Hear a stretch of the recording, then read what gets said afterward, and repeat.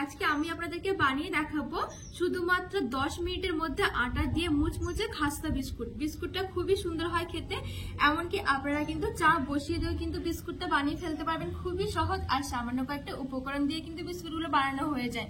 সেই উপকরণগুলো কিন্তু আমাদের হাতের কাছে সব সময়ই থাকে, আর এই বিস্কুটগুলো বানিয়ে কিন্তু আপনারা 1 থেকে 2 মাস পর্যন্ত কিন্তু স্টোর করে রেখে খেতে পারবেন। খুবই সুন্দর হয় খেতে। তো চলুন আমি বিস্কুটটা বানানো শুরু করি। পুরো ভিডিওটা দেখবেন, আশা করছি অনেক ভালো লাগবে।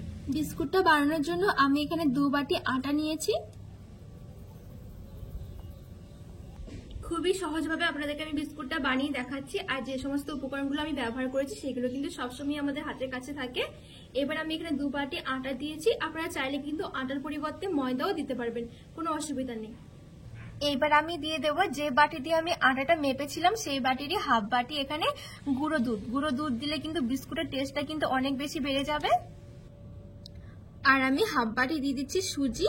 এখানে ছোট দানা বড় দানা সুজিটা যে কোনো সুজি দিলেই হবে, আর এই সুজিটা দিলে কিন্তু বিস্কুটটা অনেক বেশি খাস্তা হবে। আর আমি এখানে দিয়ে দিচ্ছি 2 চামচ মতন বাদাম কুচি, যে কোনো বাদাম কুচি দিলে হবে। আর আমি এখানে একটু কাজু বাদাম কুচি নিয়েছি, সেগুলো দিয়ে দিলাম। আর একদম সামান্য একটু লবণ দিয়ে দিচ্ছি। এবার আমি শুকনো উপকরণগুলো একটু ভালো করে হাত দিয়ে মিশিয়ে নেব। এখানে 2 বাটি আটা দিয়ে কিন্তু আপনারা 40 থেকে 45টা মতন বিস্কুট তৈরি করে ফেলতে পারবেন। তো এখানে দেখুন আমি ভালো করে মিশিয়ে নিয়েছি শুকনো উপকরণগুলো। এবার আমি এই আটাটাকে একটু ভালো করে ময়াম করে নেব। একটু টাইম নিয়ে ময়াম করতে হবে, তাহলে কিন্তু বিস্কুটগুলো বেশি মুচমুচে আর খাস্তা হবে। তো আমি ময়াম করার জন্য এখানে নিয়েছি হাফ বাটি ঘি। যে বাটি দিয়ে আমি আটাটা মেপেছিলাম সেই বাটিতে আমি এখানে হাফ বাটি ঘি দিয়ে দিচ্ছি। আপনারা চাইলে কিন্তু ঘিয়ের পরিবর্তে তেলটাও দিতে পারবেন, তবে ঘিটা দিলে পরে কি বিস্কুটের টেস্টটা অনেক বেশি সুন্দর হয় আর ফ্লেভারটাও কিন্তু খুব সুন্দর আসে।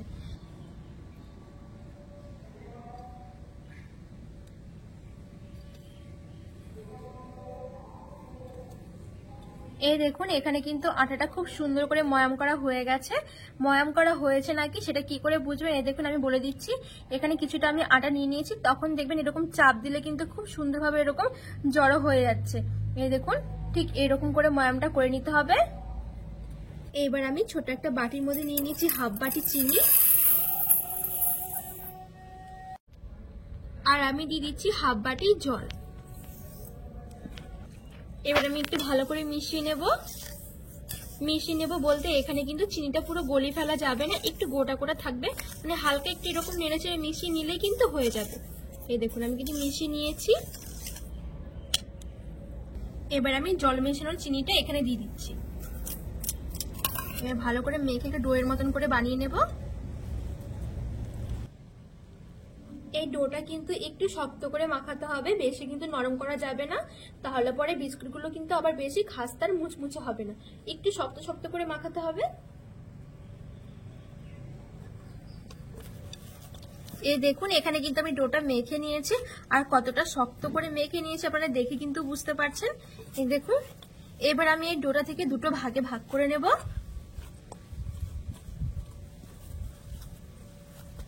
এখানে কিন্তু কোনো রেস্টে রাখার প্রয়োজন নেই, সঙ্গে সঙ্গে কিন্তু মেখে বানিয়ে ফেলতে পারবেন বিস্কুটগুলো। খুবই সহজ, মাত্র 10 মিনিটের মধ্যে কিন্তু আপনারা বিস্কুটগুলো বানিয়ে কিন্তু খেয়েও নিতে পারবেন। তো এখান থেকে আমি একটা ডো নিয়ে নিচ্ছি। এবার আমি ডোটা নিয়ে হালকা হাতে চেপে চেপে একটুখানি চ্যাপটা করে নেব। যেহেতু আমি অনেকটাই শক্ত করে মেখেছি সেই জন্য কিন্তু এই সাইডগুলো অনেকটা ফেটে যাবে, তাতে কিন্তু কোনো অসুবিধা হবে না। এবার আমি হালকা হাতে বেলে নেব।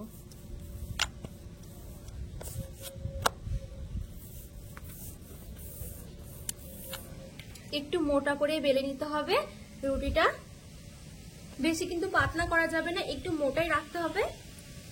তো দেখুন আমি এখানে কিন্তু বেলে নিয়েছি। এবার আমি চারো সাইডগুলো একটু সমান করে কেটে নেব।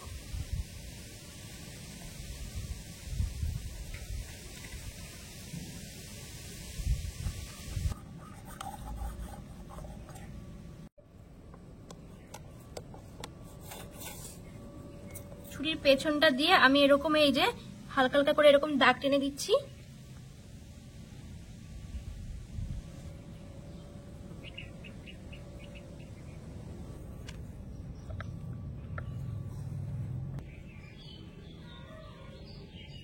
এই দেখুন এবার আমি এরকম লম্বা লম্বা করে কেটে নিয়েছি। এবার আমি এই সাইড থেকে এইভাবে কেটে দেবো, তাহলে দেখবেন খুব সুন্দর কিন্তু একটা ডিজাইন আসছে। আপনারা চাইলে কিন্তু অন্যরকম করে ডিজাইনও করে কিন্তু বিস্কুটগুলো বানাতে পারবেন।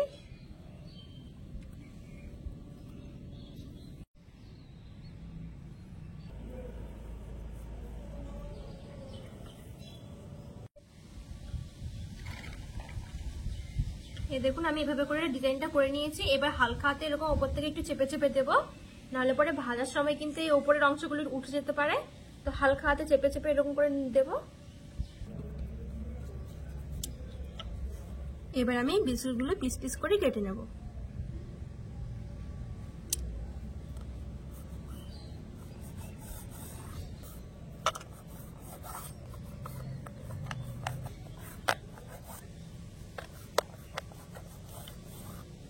এবার আমি সাইড থেকে এরকম করে ছোট ছোট করে কেটে নেব। আপনারা আপনাদের পছন্দের মতো শেপে কিন্তু কেটে নিতে পারবেন।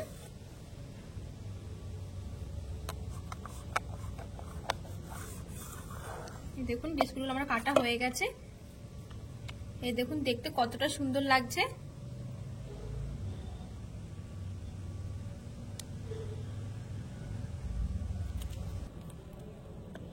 এই দেখুন এখানে কিন্তু আমার সবগুলো বিস্কুট তৈরি করা হয়ে গেছে।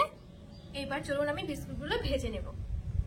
এবার আমি বিস্কুটগুলো ভাজার জন্য কিছুটা তেল গরম করে নেব।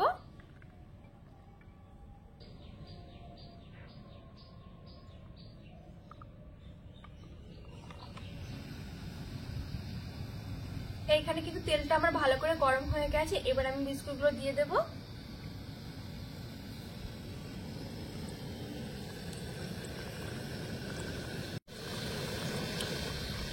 বিস্কুটগুলো দেওয়ার সময় কিন্তু আমি এখানে আঁচটা কিন্তু একটু মিডিয়ামে রেখেছি, মিডিয়াম টু হাই।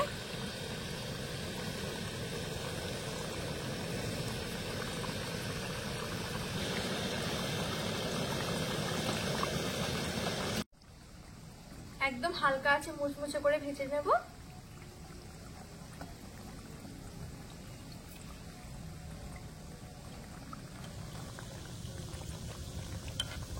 ঠিক 5 মিনিটের মতন আমি ভেজে নিয়েছি। এখন দেখুন বিস্কুটগুলো কিন্তু কি সুন্দর একটা কালার এসেছে। এবার আমি উল্টে ওই পিঠটা একটু হালকা করে ভেজে নেব।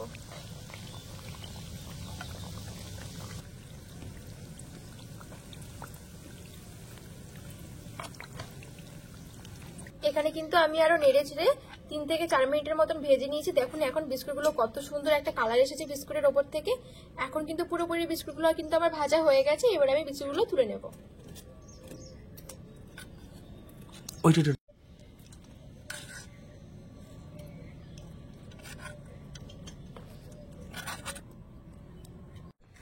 সবগুলো বিস্কুট আমি তেল ঝরিয়ে নিচ্ছি। দেখুন কতটা সুন্দর লাগছে না দেখতে বিস্কুটগুলো।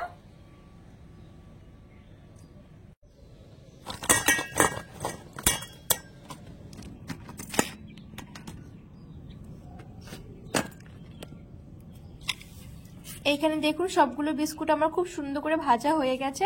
আর কতটা সুন্দর লাগছে একবার দেখুন। এই দেখুন উপর থেকে কি সুন্দর চিনিগুলো দেখা যাচ্ছে আর কতটা মুচমুচে হয়েছে দেখুন। খুবই সহজভাবে আপনাদেরকে বানিয়ে দেখেছি, আশা করছি ভালো লেগেছে।